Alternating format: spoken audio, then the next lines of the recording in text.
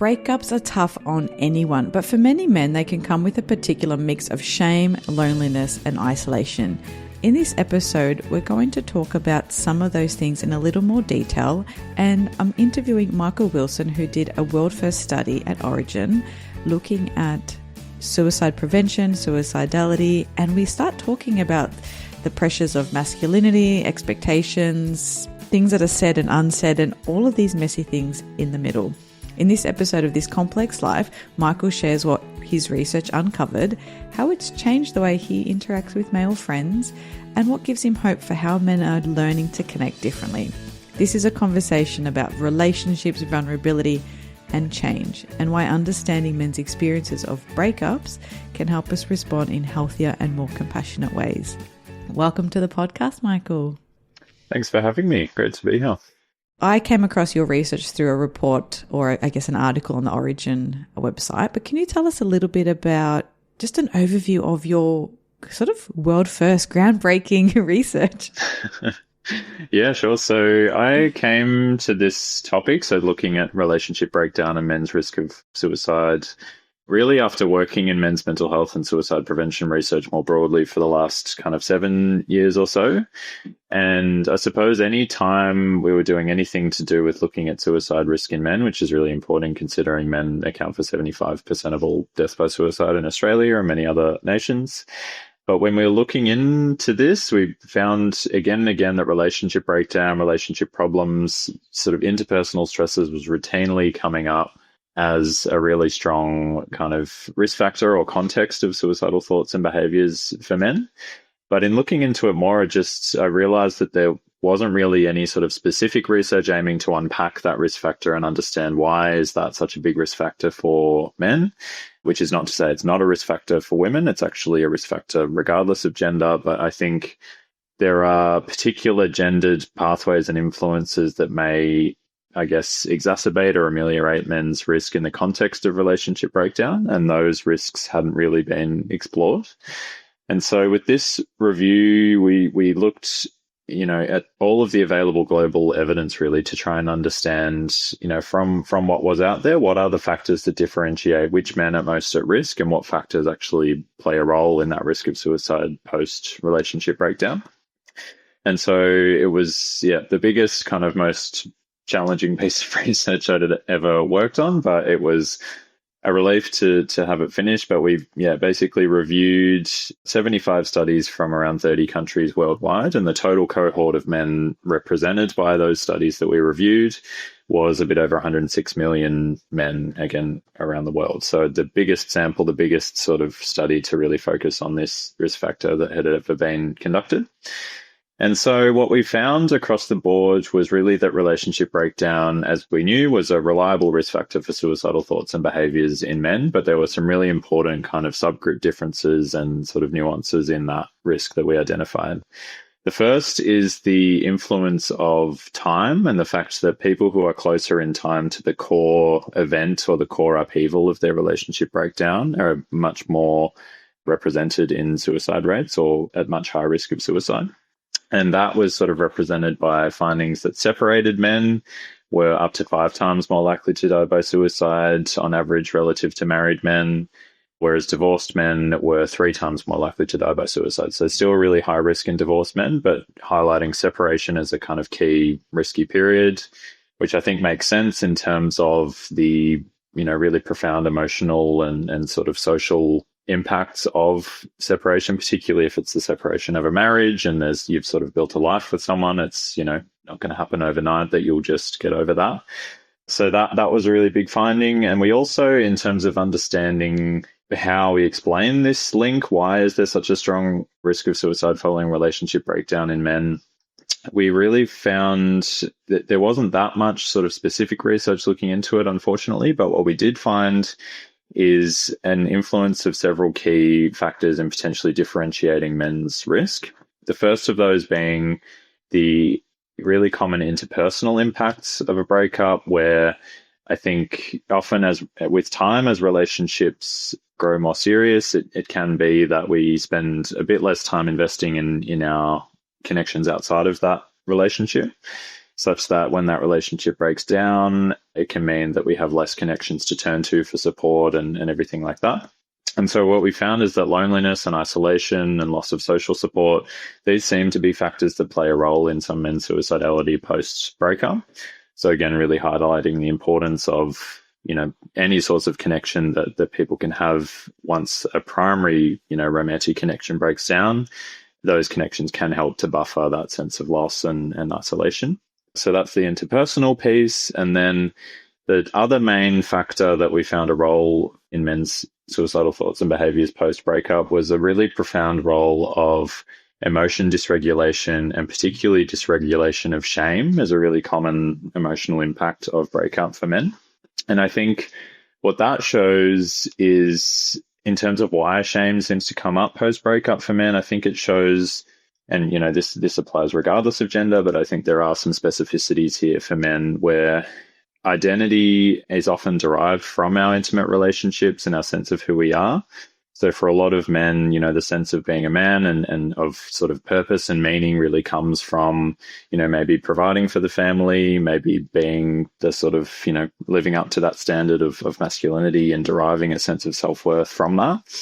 And so I think in the event of relationship breakdown, it makes sense that shame and sort of feelings of worthlessness, and as though a key sense of identity and support has been lost, it makes sense that might play a role in some men's risk of suicide post-breakup. So again, really highlighting the importance of, I guess, healthy adjustment to relationship breakdown and really helping people to find ways to hold on to their identity and sense of who they are outside of their relationship. So it's a lot in there, but in a nutshell, or a very big nutshell, that's kind of what we found. Yeah. So for the everyday person trying to distill some of this research, we're not trying to be alarmist, but what I was hoping to do is it just sparked a curiosity for me to look a little bit more into, what are some of the societal pressures that make it harder for men to cope? And it doesn't have to be necessarily that increases the risk of suicidality, but I think it opens up a dialogue around maybe emotions or coping, stigma. You mentioned shame before. So even through some of what you've read, and it's not causation, we've got correlation with a lot of this, and it's not saying, like you said, it's a population-wide research. What are some of the societal pressures that may contribute to this or do make it harder for men to cope that we can start talking about and exploring? Totally. So really important question. And before I dive into that, I just want to expand a bit more on the sort of point you mentioned there around not wanting to raise too many alarms in people's heads here, and sort of wanting to, I guess, clarify what this research has said, but also what it doesn't say. And there's a couple of key things I just want to iterate there. The first is that, as you said, this is population level research. So we can't necessarily infer from these findings that the relationship breakdown is guaranteed to lead to an increase in risk of suicide for individual men. It's an individual person's or anyone's individual risk of suicide is influenced by countless individual factors. What we're really finding here is that relationship breakdown on average at a population level is an important kind of, signal for suicide prevention initiatives and public health interventions and things like that. So that's important to keep in mind, especially for people who are maybe in a relationship with a man who might not be doing too well. Maybe their relationship is, having some troubles, and maybe they're thinking about breaking up or something like that, and are maybe concerned about that individual man's risk. It's obviously a really important thing to explore, but this research doesn't say that people should hold on to relationships at all costs. I think what it does show is the importance of healthy adjustment to relationship breakdown, and not that we should, avoid relationship breakdown at all costs, as I said. And so in terms of the societal pressures and the role that particularly masculine norms can play here, again, it's really, really complex, but I think we know that, we've come a long way in terms of normalizing men's expressions of vulnerability and emotional literacy and, healthy coping with really significant life stresses and things like that, coming from a sort of, archetypal norm of really stoic, self-reliant, emotionally guarded masculinity that, is just not realistic for the day-to-day challenges of life. And I think we are in a bit of a kind of teething phase at the moment where, we're expecting more from men than ever before, but maybe the extent to which we're ready to, I guess, hear their emotional pain or provide a healthy space for it to be heard maybe needs to catch up a little bit. And I suppose what I mean by that is I think the way that masculinities and masculine norms can play a role here is not just in men themselves, but also the people around men who are maybe saying things to them post-breakup that can sort of reinforce these ideas that men cannot or should not be feeling, the really sort of difficult but normal emotions that they are feeling post-breakup. And so in terms of the interpersonal impacts of a breakup, I think it's a really common narrative of support that people, can often say to men, just get back out there, get back on the horse, just, to get over someone, you have to get under someone, all of these sort of stereotypes that I think are really common, but are really commonly disregarded. Like all of the young men I've spoken to in the interviews I've done, and everyone has received that advice, but no one has resonated with it. And so I think it's important to I guess, highlight here that the role of these masculine norms of men's potential emotional immunity to relationship breakdown, it's not just localized within men themselves, but these norms can be perpetuated by, all of us without even meaning to sometimes. And so I think, one of the key messages in terms of social support post-breakup and what to say when, you maybe don't know what to say, particularly if it's a guy who, you might not expect necessarily wants to delve into the emotional upheaval of his experience and really explore that. I think what you can say is time will heal, and I'm with you until it does, because I think it's the truth that time sometimes is the only healer, but connection is the main antidote to the shame that people, may be really profoundly experiencing post-breakup. So I think, that's a really important thing for people to keep in mind. I love that time will heal, and I'm with you. Yeah, because I think like all of the young men I've spoken to, most of them centered a role of time, and that eventually with time they, progressed to a point of healing and of seeing their breakup as a positive, source of learning and growth and all of that. It's really just about finding enough sources of connection to keep you going through the really difficult, upheaval period, which I'm not saying is easy by any means, especially if, the impact of the breakup is a lot more intense than maybe you expect it to be. But yeah, I just think that connection and sort of healthy adjustment to relationship breakdown is the really key avenue of support here. So, I mean, I really like that I'm here with you, time will heal. What are some alternatives? Because when you mentioned the get on with it or, just jump back. I hear and I see it in TV shows as well, of like just, get back on the horse, just sign up on one of the apps. And I don't think it's just with relationships that we do this. We really have, as a community, as a culture, a habit of trying to dismiss someone's feelings we think it's helpful. We think it's positive. We're like, oh, that's okay. There are plenty more fish in the sea, or at least ... And we have these ways of skirting around it. And when I see that in the therapy room and people talk about that, it feels so dismissive and they feel really alone. And so I don't think we know how to sit with discomfort. Yeah. So do you have some phrases or some things that people could use instead? Like, what have some of the men that you've interviewed, or even just as you're living this research, you've been embedded in it for so long, you've probably got lots of ideas. What are some things people could say instead of just get back on the horse? Yeah, again, I think the most powerful one I have heard is the time will heal, but I'm with you until it does sort of thing, because I think, so one of the other studies I've done as part of this sort of program of work is interviewing young men about their sort of pathways of reaction and recovery post-breakup, and really what helpful versus harmful social support looks like. And I think it's sometimes not necessarily about the message, but the really powerful role of the messenger in sort of being able to really connect with men's pain post-breakup. And what I mean by that is a lot of the young guys I'd spoken to firstly spoke about the key role of people who had recently been through a breakup themselves in providing a really, powerful, I guess, capacity to understand and know that really unique emotional pain. Because I think it is an emotional pain that's quite unlike any other emotional experience that we go through. And I think that's potentially why, particularly for young men who may not be used to navigating it, or maybe it's their first really serious breakup, it's why it can be really, really intense. So I think there's a really powerful role of people who have been through that to really connect and provide that peer support, and to really validate and sort of, create the space to really authentically understand what they're going through.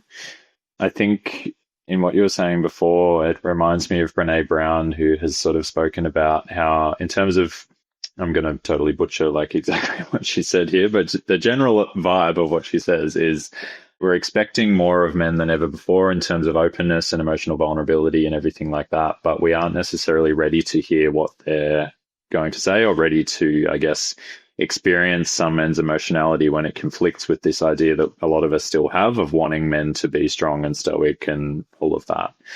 And so I think breakups are a really unique context of discomfort in some people, of knowing how best to hold and hear and respond to men's really significant emotional pain.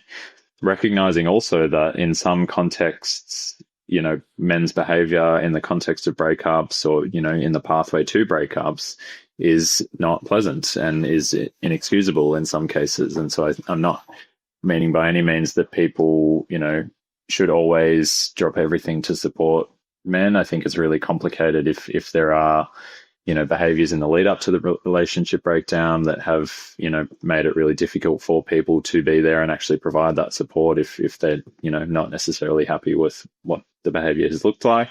So I don't mean to minimize the complexity there, but I just think there's real value in us as a sort of wider society really learning how to hold a sort of empathetic, open space for men's emotions and vulnerability, even if it is really uncomfortable for us to do that, and for us to not lean on these sort of tropes to just get men to stop feeling what they're feeling, or just to get over what they're feeling, because it's so uncomfortable for us to witness. Yeah, it's interesting. I'm not sure if that makes any sense. No, it does. That's sort of the main thing I've been thinking about. It's interesting you mentioned that, because I did do a series, I think it was last year, for Men's Mental Health Week. Interviewed a lot of male therapists and male researchers, and I can't remember who it was. If it comes to me, I'll put in the show notes. But someone was saying something similar, that if you do give this a go and your mates laugh at you or tease you, or it's not received, then you're thinking, well, what was this even worth it? My therapist, Marie, told me to go be vulnerable, and I go and tell my mate, and my mate just looks at me like, what the actual heck? And how rejecting and shameful that can be. So one bit is doing that work with a therapist or in a couple, and then it's how do you find like-minded people? And it makes me think of when I'm working with someone around trying to reduce substance use and alcohol, for example. Sometimes there are some friends or some things in their life they actually have to give up because it's not supporting sobriety. And, they might go out with their mates. And I had one person comes to mind who some of the mates were like, oh, what do you mean? Or they didn't know how to connect not at the pub. And one of the other mates was like, well, let's find something new to do. And they started doing a regular run.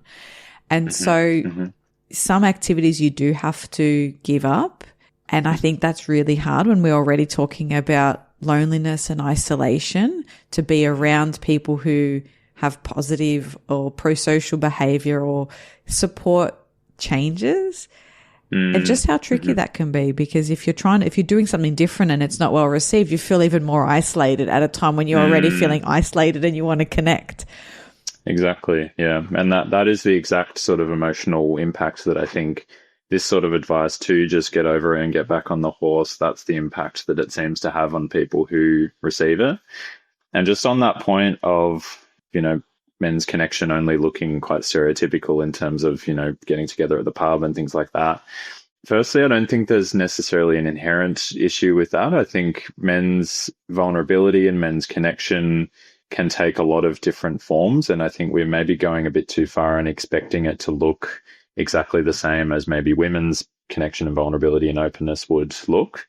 So what I mean by that is some men, for example, getting together and even, sharing how their week was at the pub, for example, might be a really, really huge step and might, conflict with all of the ideas or all of the ways he's been raised in terms of what a man should be and should share and in what contexts.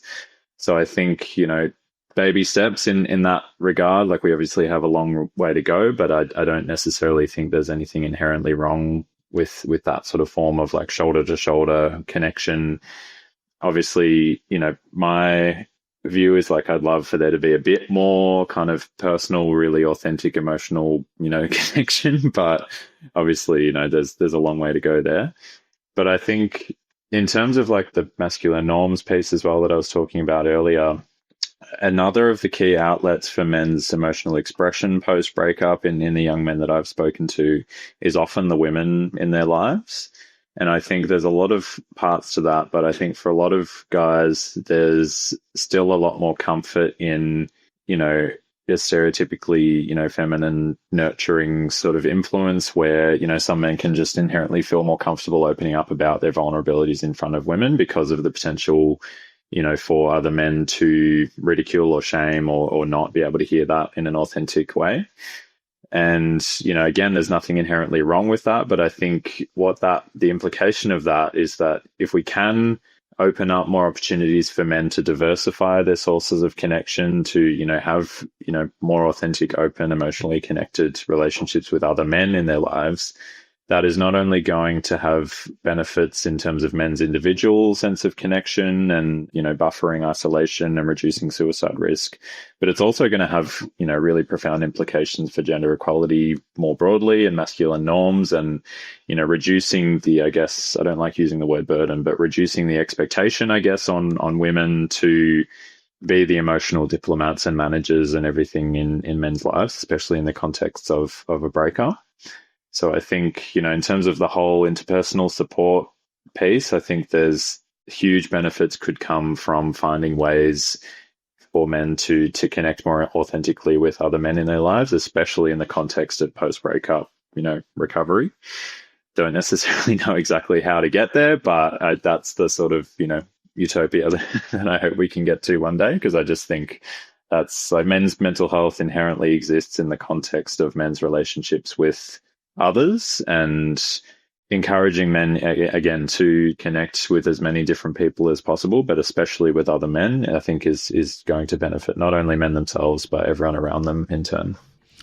As you were saying that, I do have a lot of people I work with who maybe don't actually like some of those activities. And it makes me think of some of the early, I guess, feminist literature I was reading, that the systems that we've set up, it harms men too, not feeling comfortable to reach out. Or if you're not the guy who likes sport or going to the pub or drinking, or it's too overwhelming or too noisy, it leaves those people out. And so I spend a lot of time trying to coach men on how to actually invite somebody to do something. And I see some extremes. I see some actually just their brains can't think of an idea, and others, they have such a strong desire to connect that they want to seem really easygoing, so they don't offer anything because they don't want to be rejected. So they might be like, oh, I'll do whatever you want. It's like, oh, can we catch up Friday? It's like, sure. What do you want to do? Oh, whatever you want. And that actually puts the anxiety, it almost burdens the other person with the decision making. And so I'd be curious to hear your thoughts on this, but I get them to really think about, in the invitation, being really clear. So not saying something like, hey, I'll be in the area if you maybe want to kind of possibly catch up. It's actually saying, I'd like to see you. It's been a while. I'll be in the area if that works for you. We can go for coffee. Otherwise, how about Sunday? Like, actually being really specific and not dancing around it, because people are busy, they're time poor, they've got work, study, children, parenting, older parents. There's so much happening that they might not catch that bid for connection or that request unless there's that specificity in it. Yeah, I totally agree. I think specificity is great, but I'm just thinking about, particular times in people's lives where it just can be so hard to find the time for this really authentic connection that people need. And I think it just shows the the complexity, like especially for, you know, maybe men that are navigate or anyone navigating separation, if they have young kids, for example, and, you know, because we know is a common thing, like relationship breakdown in the context of early parenthood is really common, and relationship strain and everything like that. And so I think, again, in terms of the interpersonal impacts and everything, if you're going through that at a time when all of your peers are sort of forming, you know, their relationships are still progressing, you know, they are more time poor themselves because they have their own kids and careers and everything they're navigating. So there's particular times in people's lives where it can be really, really hard to find the time for this connection and sort of support. So again, I think specificity in trying to initiate these connections, catch-ups, whatever it looks like, but also I think specificity and clarity around, you know, for maybe men out there who are wanting to really connect and get something off their chest or you know, share the feelings or whatever it looks like, to be explicit about wanting that and needing that support. Because I think that is a way that, you know, masculine norms and masculine traditions and everything can actually be a really, you know, positive source of influence, particularly in men's relations with each other, because we know that men are socialized to drop everything to look after the needs of others and sort of everything like that. So as much as they can, I think, you know, there's a lot of guys out there that, like, if you were to message them and say, hey, I'm having a really difficult time post-breakup, would love the opportunity to catch up, you know, I'm free at this time, you know, I just need to be heard. Like, I think people would be surprised about the extent to which that, you know, and again, this might be pretty context specific, but, and maybe I'm a bit too hopeful, but I think, you know, the extent to which a lot of men would immediately be like, of course, no worries. They might, when they get there, they might not, you know, necessarily know how to navigate that conversation, how best to provide support, whatever, but dropping everything to be there as a first step, I think should be celebrated. It's really just about how to equip the sort of next steps to make it a beneficial space for hearing that distress and hearing that pain and providing, you know, helpful support. Yeah, I love that. And one of the things when I work with men who have kids, I think one of the and it happens with women too, one of the things that gets overlooked is inviting that person over and just saying, look, we can have dinner. It's a little bit chaotic. And then once the kids are in bed, we can, you know, we'll have some time just us. And I think we're so worried that someone's going to find what we're doing boring or it's not interesting, or maybe they don't have kids. Like, there's all of these, we just make up so much crap in our heads. Or maybe I don't have the energy. And sometimes just that simple being with someone is a huge first step. And I think it's such a good idea to reach out like you've suggested, and also be able to invite, sometimes it's inviting yourself over or being okay with the mundane activities. I think when we were younger, I don't know about you, but I miss those times when I would hang out with a friend in the school holidays. We had no plans. We just, we hung out, and we sometimes just would walk around, dawdle, go to the milk bar. Watch something, hang out, you know, on the bed, kind of talking or doing separate. And we just spent time together. And I feel like there's this pressure now there has to be an activity rather than, come on over, or, you know, I've got half an hour while I walk the dog, or a phone call. Like, don't underestimate a phone call to check in instead of a text message. So I think I love this. It's really giving some ideas to the importance of that connection, which can mitigate that loneliness. Shame is lifted when we name it and we talk about it. Mm-hmm. Mm-hmm. Yeah. And I think it's also, I'm just thinking as well about because I think it's a common, I guess, narrative in men's mental health research more broadly to put the onus entirely on men to seek help in the context of really intense distress or whatever's going on for them.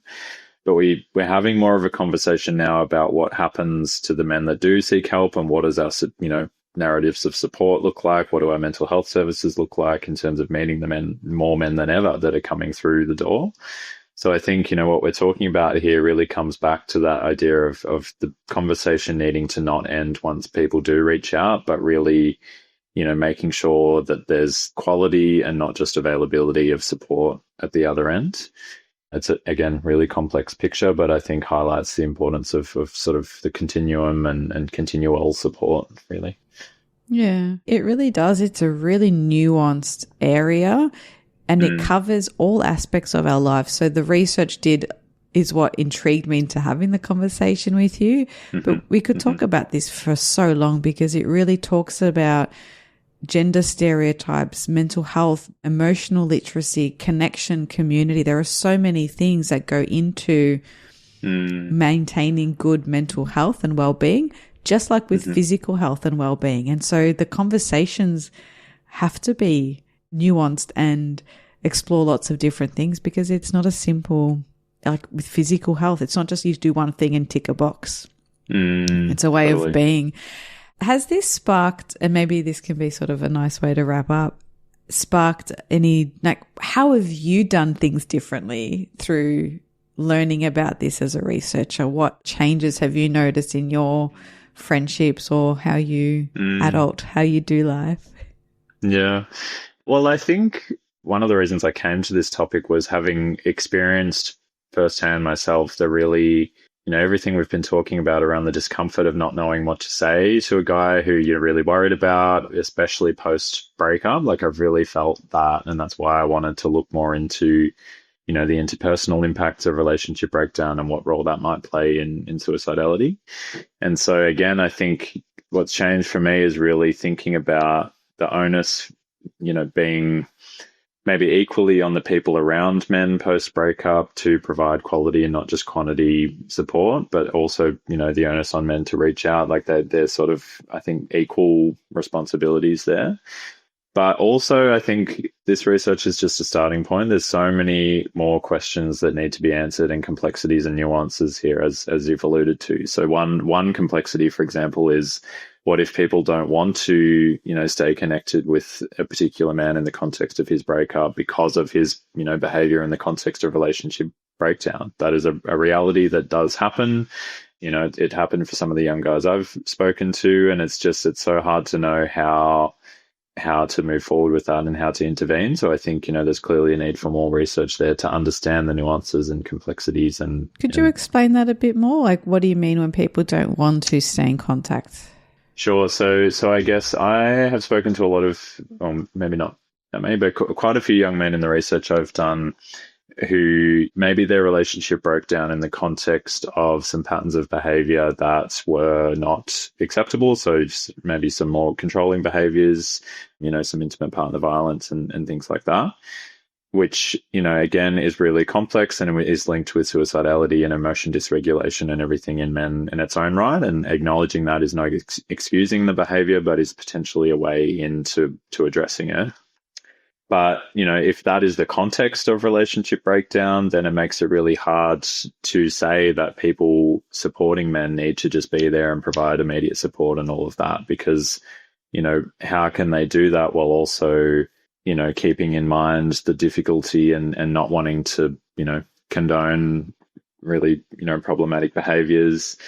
So again, that's just a common, I think, story out there that is not really reflected that much in the research, and especially research in suicide prevention, where people who are suicidal, are often only positioned as, sort of victims of the circumstances that have befallen them. And that is true, but also at the same time, multiple truths can exist, and the people who are suicidal, maybe in the context of their suicidality, have, harmed others because of the distress that they're feeling. So again, these are all really complex interactions that are just heightened in the context of relationship breakdown.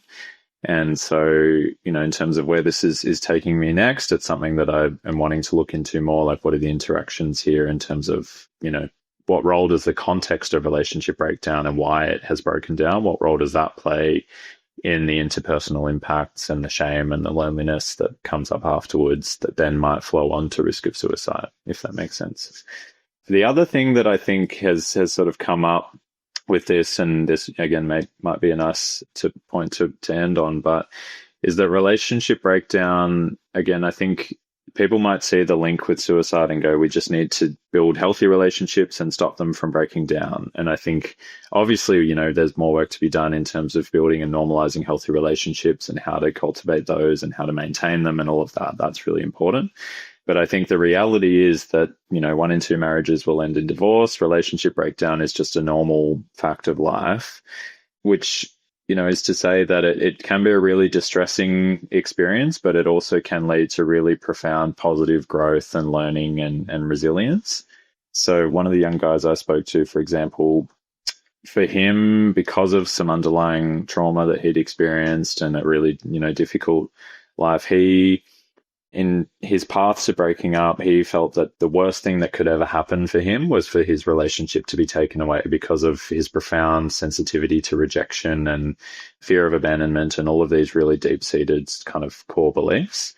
But when his relationship did break down and he got through that, he then found a really key source of resilience and learning and positive, development and growth. And he said to me, he just feels like a fucking powerhouse now because he has been able to get through what was the most intense emotional upheaval of his life, such that he has, realistically experienced post-traumatic growth off the back of it. So I think, all of this really highlights the importance of healthy adjustment to relationship breakdown so that people can get to that point of positivity and learning and acceptance. And just the importance of ensuring that a suicide doesn't cut short that path of growth that someone might be on. We just need to, keep them safe until they can get there. So I have hope, I think. That's a really nice way to sort of maybe wrap it up, is that you have seen people have that post-traumatic growth and navigate difficulty and come out on the other side, and some people reach out for support and be connected. I mean, this conversation could go on for hours because there's so many intervention points that we can support people with distress and then along the way. So yeah, thank you. I think we could keep talking forever. Yeah, there's so many different threads that are opened by this, but yeah, no, thank you. I appreciate the opportunity to go down some of those threads together. And people can find more information about you. Where can they go and where can they find more about the research? And I'll pop any relevant links in the show notes as well.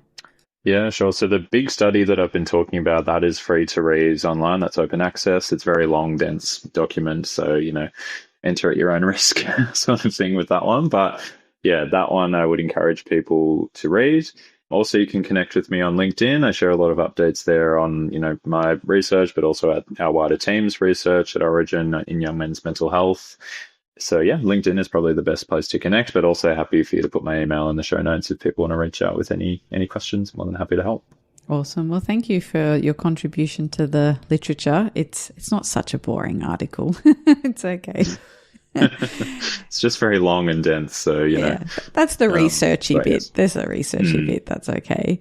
Thank you so much, and hopefully this has given some people, some tips or ideas on how to support men's mental health and relationships. And if you are worried about someone having suicidal ideation, I'll put some links in the show notes to some services for that as well.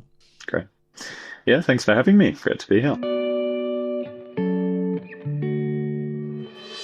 Thank you for listening. To keep the conversation going, head on over to Instagram or LinkedIn and follow me. If you'd like to keep updated with episodes and other interesting things happening in mental health, join my weekly This Complex Life newsletter, where I'll share tools, tips and insight. There's a link in the show notes. Got a question you want answered? Shoot me an email or a DM. I'd love to hear from you. And if you enjoy the show, I'd really appreciate it if you could leave a rating and a review. It helps other people find the podcast.